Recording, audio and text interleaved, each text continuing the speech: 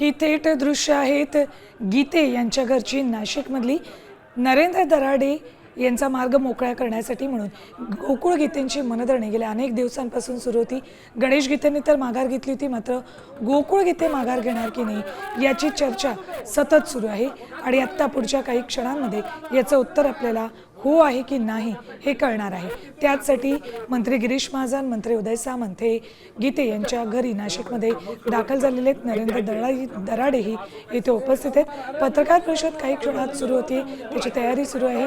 पत्रकार परिषदेदरम्यान आता नेमकं काय होतंय हे आपल्याला कळणार आहे। गीते माघार घेत आहेत की नाही याचं उत्तर आपल्याला पुढच्या काही क्षणांमध्ये कळणार आहे। तर उदय सामंत आणि गिरीश महाजन यांच्या मध्यस्थीला यश आलंय की नाही याचं उत्तर करणार आहे। अपडेट्स घेऊयात आमचे प्रतिनिधी अभिजित सोनवणे यांच्याकडून।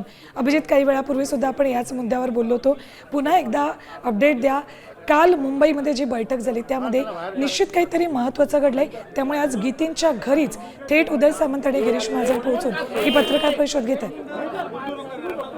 सुवर्ण, अतिशय महत्त्वाची घडामोड सध्या नाशिक गीते बंधूंच्या निवासस्थानी आपल्याला बघायला मिळते। कारण काही वेळापूर्वी मंत्री उदय सामंत या ठिकाणी दाखल झालेले होते आणि आता मंत्री गिरीश महाजन देखील गीते बंधूंच्या घरी दाखल झालेले आहेत। आणि एकूणच काल मुंबईमध्ये जी बैठक पार पडलेली होती त्याच बैठकीचा पुढचा अंक आपल्याला या ठिकाणी नाशिकमध्ये गीते बंधूंच्या निवासस्थानी बघायला मिळतोय। पुढच्या काही वेळामध्ये गोकुळ गीते माघार घेणार असल्याचं आणि महायुतीचे उमेदवार नरेंद्र दराडे यांना पाठिंबा देत असल्याचं पुढच्या काही वेळामध्ये ते पत्रकार परिषदेतून जाहीर करण्याची शक्यता आहे। मात्र एकूणच आपण जर बघितलं तर गोकुळ गीते यांनी निवडणूक लढवण्याची पूर्ण तयारी केलेली होती, त्यामुळे त्यांचे समर्थक देखील त्यांच्या निवासस्थानी मोठ्या प्रमाणात दाखल झालेले आहेत।